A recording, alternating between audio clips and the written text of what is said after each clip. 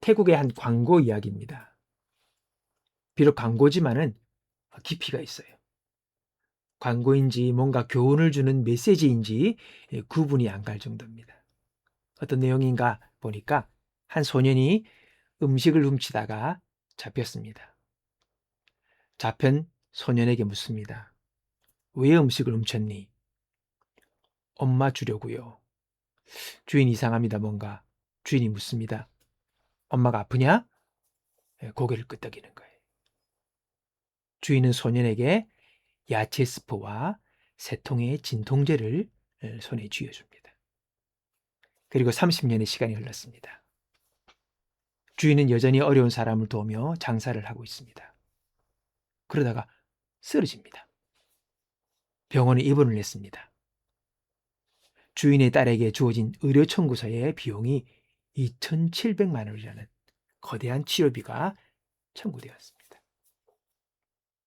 우리가 지금 체감하는 2,700만 원보다 이 태국이기 때문에 더 큰 감당 못할 비용인 것 같습니다.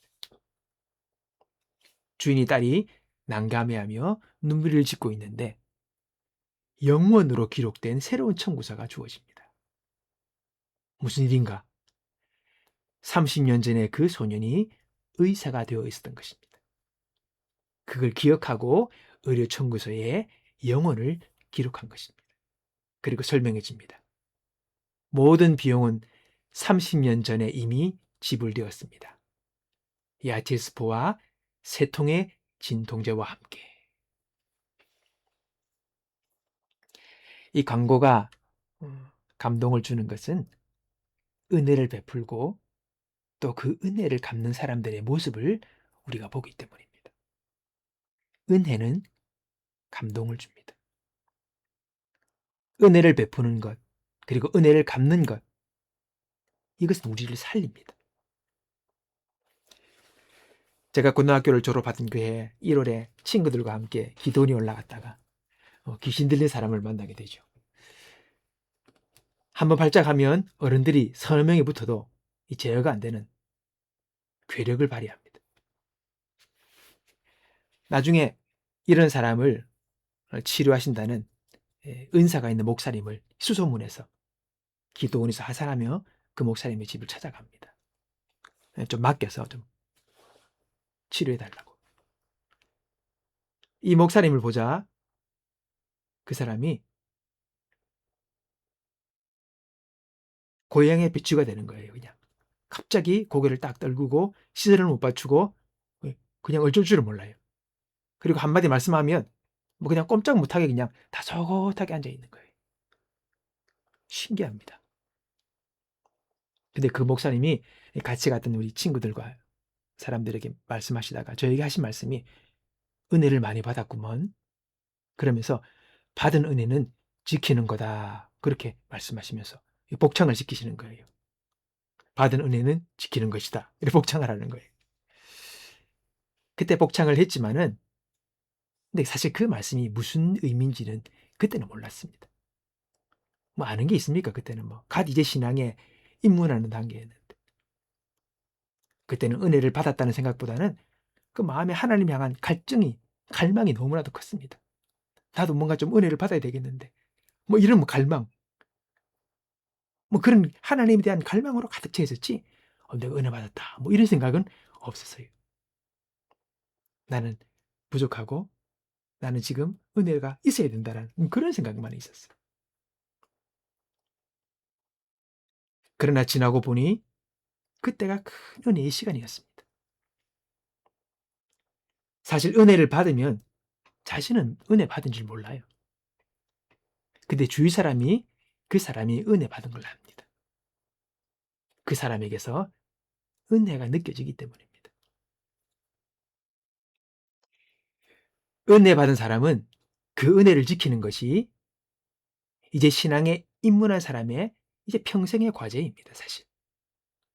은혜는 받고 그것으로 끝나는 것이 아니라 그 은혜를 지키며 살아가는 것이 남은 인생의 과제인 것입니다.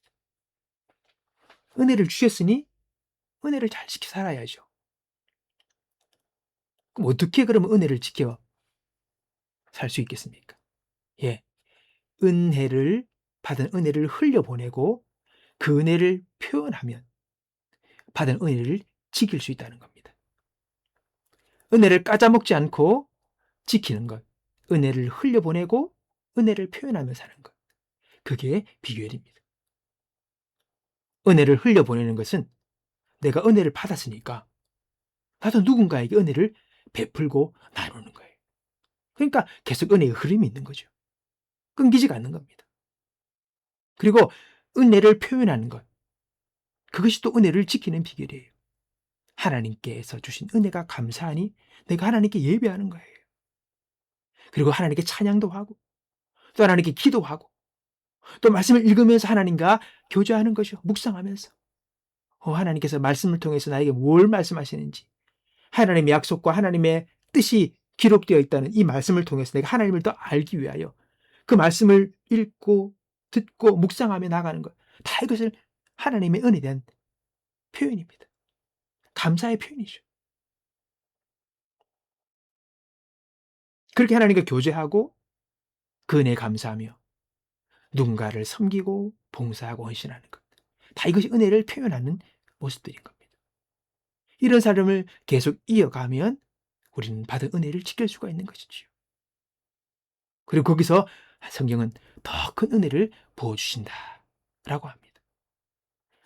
그 받은 은혜 위에 또 더 큰 은혜가 부어져서 더 큰 은혜를 누리게 되는, 바로 이것이 성경의 원리인 것입니다. 여러분, 사람에게는요, 은혜가 있어야 합니다. 은혜가. 신앙인은 은혜 속에서 살아가야 합니다. 그 사람이 진짜 신앙인입니다. 그리고 은혜 가운데 살아간다는 것은 최고의 인생인 것이죠. 오늘 읽었던 말씀 시편 127편 1절. 여호와께서 집을 세우지 아니하시면 세우는 자의 수고가 헛되며 여호와께서 성을 지키지 아니하시면 파수꾼에 끼어 있음이 헛되도다. 여러분 보세요. 집을 지어요. 파수꾼이 성을 지켜요. 근데 하나님께서 세우지 않으시고 하나님께서 지키지 않으시면 이들의 수고가 다 끝이라는 겁니다. 의미가 없다는 거예요. 실컷 고생하고 실컷 애를 쓰고 뼈 빠지도록 고생했지만은 남는 게 없는 거예요. 아무리 노력해도 아무리 애를 써도 하나님 은혜가 없는 인생은 헛 인생이 되는 것입니다. 결국은 허무밖에 남는 것이 없습니다. 남는 게 없고 되는 게 없습니다. 은혜가 있어야 합니다. 우리나라 말에 뒤로 넘어져도 코가 끼어진다는 말이 있죠. 예, 이게 바로 정말 재수가 없는 사람, 재수가 없는 상황을 말하는 그런 말입니다. 뒤로 넘어지는데 머리가 깨져야지 왜 코가 깨집니까? 그러니까 이렇게 해도 안 되고 저래도 안 되고 모든 안 좋은 것, 안 좋은 쪽으로 지독히 운이 없는 그런 것을 표한 말이죠. 근데 여러분, 은혜가 무엇입니까? 은혜는요, 되는 거예요. 되는 거예요. 은혜는 살리는 거예요. 은혜는 복된 거예요. 은혜는 승리하는 거예요. 은혜가 있으면 그 인생이 복되고 되고 승리하고 살게 되는 거예요. 은혜의 그 헬라어 말이 카리스라는 말입니다. 여러분 많이 들어보셨죠? 흔히 많이 그 단어가 사람들을 쓰는 걸 보게 됩니다. 카리스. 근데 이 카리스라는 말의 의미가요, 은혜라는 말뿐 아니라 호의, 기쁨, 친절, 매력적인 이런 의미가 있어요. 은혜를 받으면요, 그 사람 마음 가운데 기쁨이 있어요. 기쁨. 뭔지 모르는, 알 수 없는, 내가 복권에 당첨되고 갑자기 내가 승진해서 오는 그런 기쁨이 아니라 알 수 없는 그 깊은 기쁨이 그 사람의 마음에 있어요. 그리고 그의 삶에 자신의 능력과 실력을 넘어서는 하나님의 열어주심과 베풀어 주시는 복이 있는 거죠. 은혜가 중요합니다. 은혜가 없이는 살 수가 없습니다. 은혜랄 때 우리가 신학적으로는 일반적인 은혜가 있고 특별한 은혜가 있다고 이렇게 구분을 합니다. 일반적인 은혜를 이야기할 때는 바로 하나님 우리에게 주시는 이 햇빛, 공기, 다 이것도 하나님의 은혜예요. 베풀어 주신 거예요. 내가 공기 돈 주고 사는 거 아니잖아요. 햇빛 내가 돈 주고 몇 시간 동안 쬐고 이거 아니잖아요. 그냥 모든 게 그냥 공짜로 주시는 거예요. 은혜예요, 이게. 하나님의 은혜입니다. 창조주 하나님께 주시는 은혜예요, 사람들에게. 우리는 기본적으로 은혜를 다 누리고 살아가요. 거기다가 이제 우리가 신앙인들은 뭡니까? 특별한 은혜가 있는 거죠. 이 모든 산남한성을 지으시고 그리고 지금도 지키시고 돌보시는 그 하나님이 내 아버지가 되는 거예요. 예수 그리스도를 통해서. 이 특별한 관계의 은혜로 들어가는 거예요. 이거는 일반 사람들은 누리지 못하는 거죠. 그러니까 그 사람은 이미 생각하는 것 자체가 일반 사람과 다른 거예요. 우리가 살아생전 주님과 함께 더불어 동행하고 죽어서는 천국에서 주님과 함께 영원히 있게 될 것이라는 그 믿음, 그 확신, 그 생각을 가지고 살아가는 사람, 이 바로 신앙인들인 거죠.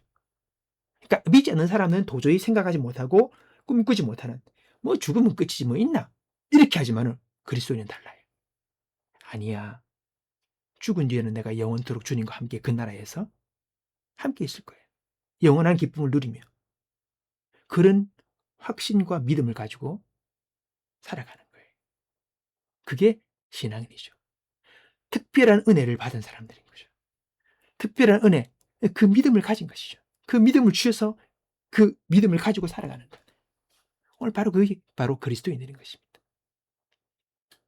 하나님은 저 멀리, 저 뭐 하늘 끝에서 위엄의 보좌에 앉아서 악인과 죄인을 구분하려고 눈에 불꽃을 켜고 계신 분이 아니라 그분은 내 좋으신 아버지가 되는 하나님 아버지. 내가 의지할 수 있고 내 어려움을 도움으로 구할 수 있고 내가 괴로울 때 하소연할 수도 있고 나의 두려움을 그분 앞에 기도하고 내 문제를 주님께 아뢰면서 도움을 구할 수 있는 그 관계가 열려진 사람들, 바로 그 사람들이 그리스도인인 것입니다. 그 하나님과 우리 인생을 살아가는 거죠. 얼마나 복된 은혜를 누리고 있습니까? 여러분, 은혜를 받은 사람이라고 해서 삶에 아무런 어려움이 없는 게 아닙니다. 비록 어려움이 있지만 그것을 이겨내게 하시고 이 이후에 이전보다 더 성장하는 사람이 되게 하시는 것. 바로 그게 은혜가 있는 사람의 모습인 것입니다. 성경을 보면 다윗이나 요셉 같은 사람, 전형적인 은혜를 입은 자의 모습인 것입니다. 다윗도 장렬히 자기를 죽이려고 수년 동안을 쫓아다닙니다. 어려움이 있었지. 그러나 하나님이 돌보시잖아요. 요셉 보세요. 그 사랑을 받고 서로 도움을 입어야 될 형제들에게 의해서 팔려가요. 종으로. 죽는 거죠. 원래는 죽이려다가 팔았대요. 그러니까 얼마나 그 가족에 참 고통이 있는 그런 가정입니까? 근데 보세요. 팔려가 가지고 또 뭐 잘했지만은 주인의 아내 때문에 또 뭐 오이를 뒤집어 쓰고 감옥에 갇힙니다. 어려움이 있어요. 근데 그 모든 과정을 다 이기죠. 결국은 애굽의 총리가 됩니다. 그 이 은혜를 입은 사람이에요. 결국은 승리합니다. 은혜 입은 사람. 은혜가 함께하는 사람은 결국은 하나님의 뜻을 이룹니다.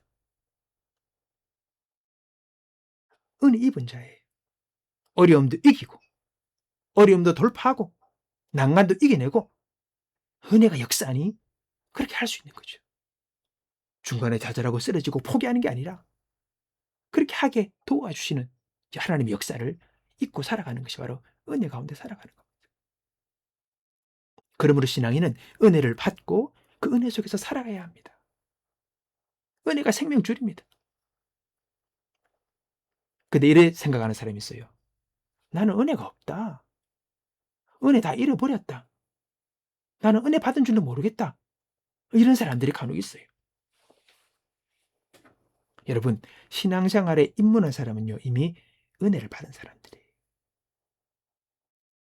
풍성하고 깊게 우리가 하나님을 이해하고 알고 믿지 못하지만 그러나 우리의 생각 속에 이미 하나님이 와 계세요. 하나님이 있어요. 하나님을 부인하지 못해요. 이미 은혜가 임한 사람이에요. 우리가 주님께 집중하며 신앙생활을 하다 보면 우리는 더 은혜를 깨닫게 되고 더 큰 은혜를 발견하게 되는 겁니다. 또 어떤 사람은 예전에는 은혜가 있었는데 지금은 그 은혜 다 잃어버렸다. 나는 소망 없다. 나는 안 된다. 뭐 이렇게 말하는 사람이 있어요. 그러나 성경은 말합니다. 하나님의 은사와 부르심에는 취소가 없다. 후회하심이 없다는 거예요. 한번 딱 찍어서 그에게 은혜 베푸시고 신앙에 입문시키신 하나님께서는요. 그를 향한 은혜를 취소하고 되돌리지 않는다는 거예요. 끝까지 그를 붙이고 이끄신다는 거죠. 나는 다 잃어버렸다. 나는 소망 없다. 나는 끝이다. 그런 말 하시면 안 됩니다. 그러므로 끝나지 않았습니다. 소망 없지 않습니다. 하나님이 취소하지 않았습니다. 누가 우리를 그리스도의 사랑에서 끊으리요? 사망이나 생명이나 죽음이나 능력이나 기품이나 그 다른 어떤 피조물이라도 우리를 우리 주 예수 그리스도 안에 있는 하나님의 사랑에서 끊을 수 없느니라. 못 끊어요. 어떤 것도 끊을 수가 없어요. 내가 잡고 있는 것이 아니라 하나님이 잡고 있기 때문에 끊을 수가 없는 겁니다. 우리는 은혜를 입은 사람들이에요. 은혜를 받은 사람들이에요. 그 은혜가 우리를 살립니다. 자신을 함부로 평가하지 마십시오. 하나님의 능력을 과소평가하지 마십시오. 하나님이 지금도 그 은혜로 우리를 붙드시고 이끄시고 계십니다.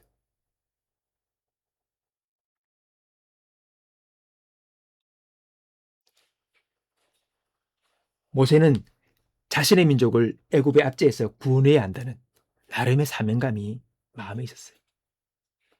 근데 좀 커서 그 사명감이 욱하는 혈기로 자기 동족 유대인들을 괴롭히는 애굽 사람을 보고 한 방 치다가 그 사람을 죽여버렸어요. 사람을 죽였어요. 이거 얼마나 큰 실수입니까? 살인자. 지금 같으면 그 사람 깜빵 아닙니까? 감옥 가는 거죠. 그래서 모세는요. 두려움에 광야로 도망가죠. 거기서 40년 동안 광야라는 감옥에 갇힙니다. 1년, 2년이 아닙니다. 40년입니다.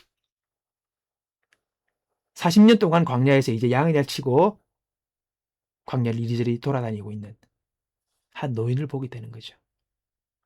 모세는 마음에 어떤 생각이 있었을까요? 1, 2년이 아니고 40년입니다. 다 끝났다는 거죠. 이전에 꿈꾸던 그 마음속에 일렁이던 소명, 꿈들, 사명감 다 끝났다는 겁니다. 다 꿈이어라. 모든 것이 끝났다. 딱 인생을 체념하고 그냥 감옥에서 받아들이고 그 광야의 시간을 보내는 겁니다. 안 그렇겠습니까? 애굽에서 어릴 때부터 40년을 거기서 자라왔는데 젊었을 때를 이제 광야에 와서 또 40년을 다 시간을 허비하는 것처럼 보내고 있는 거예요. 아무런 발전도 아무런 꿈도 그냥 그렇게 보내는 거죠. 오늘 갔던 그 들 내일도 가고 모레도 가고 일어나면 양을 끌고 똑같은 일들을 반복하면서 그냥 터벅터벅 살아가는 거예요. 근데 여러분 하나님은요. 모세의 실수까지 다 사용하신다는 거예요. 40년 동안 광야에서 머무르면서 광야는요. 그의 안방이 됩니다. 뭐가 있는지 다 알아요. 빠삭해요. 40년이에요. 1년이 아니라. 광야를 너무 잘 아는 거죠.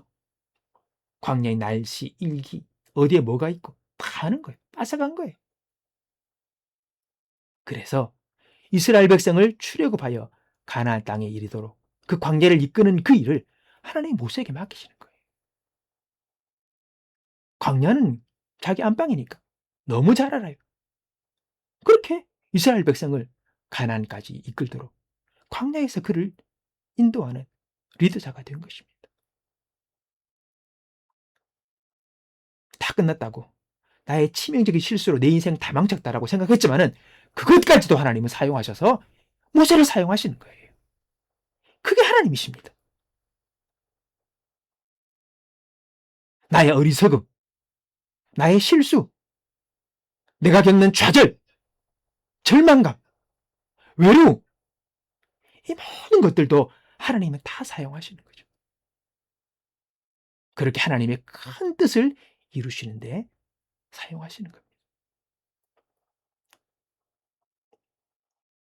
40살의 모세는 아마도 자기가 그냥 어려움을 당하고 있는 자신의 동족인 유대인들이 그 종노릇하며 고생하는 거 좀 도와주고 지금 짐을 덜어주고 좀 수월케 압박에서 좀 벗어날 수 있도록 돕는 이 정도까지 그가 생각했을지 모릅니다. 근데 하나님은 그를 광야로 불러내시고 난 뒤에 40년 뒤에 그들을 몽창 이끌어서 가나안 땅으로 이끄는 그 큰 일을 맡기실지 그는 꿈에도 생각 못했을 것입니다. 가시나무 떨기에서 그를 부르실 때 모세가 뭐랍니까? 왜 이제 부르십니까? 할렐루야 충성 이게 아닙니다. 못한다 그래요. 나가 무슨 그 일을 한단 말입니까? 나는 이거 못합니다. 제가 어떻게 합니까? 말도 못하고 말주변도 없고 아유 저는 못합니다. 철저하게 거부합니다. 자기 수준에 맞는 일이 아니라고 모세는 너무 잘 알기 때문에. 하나님 그런데 사용하시잖아요. 하나님 모세를 언제 부르십니까? 그가 120세까지 살았죠. 그러면 출애굽의 사명을 분명히 다시 받을 때가 바로 80세 아닙니까? 지금 100세 시대라고 우리가 생각할 때 거의 한 지금 나이로 한 60세쯤에 모세를 다시 부르시는 겁니다. 오늘 60 넘으신 분 계십니까? 너무 늦은 때는 없습니다. 끝났다고 생각하지 마십시오. 하나님께는 계획이 있고 그분이 하시면 합니다. 내가 뭐 잘난 것도 없고 배운 것도 없는데 우리가 헤맸던 모든 시간들이 다 하나님께서는 사용하시는 재료가 될 수 있습니다.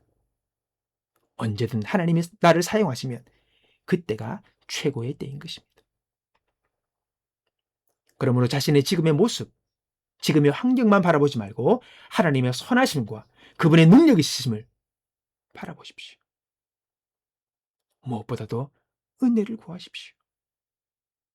주의 도우심, 주의 돌보심, 주님이 나를 이끌어달라고 겸손히 구하는 것입니다.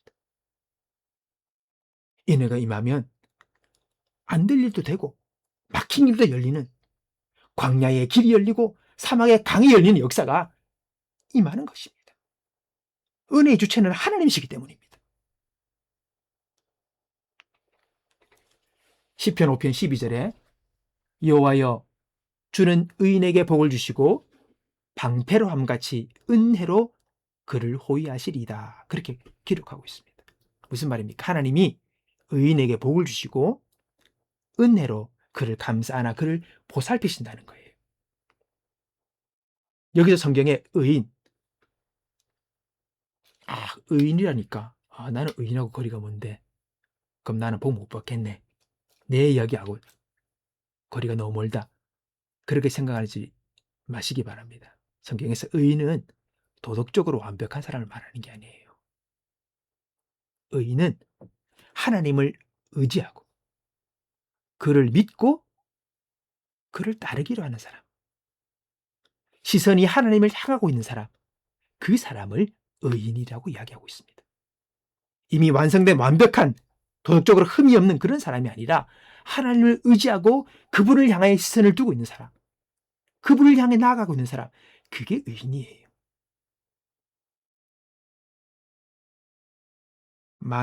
또 반대로 아무리 도덕적으로 뭔가 완벽하고 고결한 사람이라도 하나님을 향해 등 돌리고 있는 사람은 성경은 의인이라고 말하지 않습니다. 그러므로 우리가 하나님께 나아가면 하나님은 우리에게 복을 주시고 은혜로 우리를 감싸 안으셔서 우리를 보살펴 주신다고 말씀하고 있는 것입니다. 하나님의 약속입니다. 여러분, 은혜를 받은 사람, 은혜가 있는 사람을 이길 것은 세상에 없습니다. 그는 결국은 승리합니다. 결국은 이깁니다. 어려운데 이깁니다. 난관도 돌파합니다. 닫힌 문도 하나님이 여사 열고 나가는 것입니다. 하나님이 그를 지키시고 인도하시기 때문에 그는 됩니다. 말씀을 마무리합니다. 여러분, 은혜를 구하십시오. 이미 은혜를 주셨습니다. 은혜를 회복하십시오. 은혜를 표현하시고 은혜를 내가 또 흘러보내므로 더 큰 은혜가 여러분의 생애 속에 역사하시도록 하나님을 향하십시오. 하나님을 향하여 그분의 은혜를 구하는 데는 학력도 필요 없습니다. 지능도 필요 없습니다. 건강도 필요 없습니다. 재산도 필요 없습니다. 그분 앞에 나아가면 있는 모습 그대로 하나님 우리를 받아주시고 우리에게 은혜를 베푸십니다. 하나님께 나아가는 자는 반드시 그가 계신 것과 또한 그가 자기를 찾는 자들에게 상 주시는 분임을, 보상하시는 분임을 믿고 나아가라 했습니다. 오늘 그 믿음 가지고 주 앞에 나아가 은혜를 구하고 은혜를 회복하고 은혜로 충만하여 승리의 인생, 우리 주님을 영화롭게 하는 복된 인생을 살아가는, 최고 인생을 살아가는 저와 여러분이 되시기를 주님의 이름으로 축복합니다.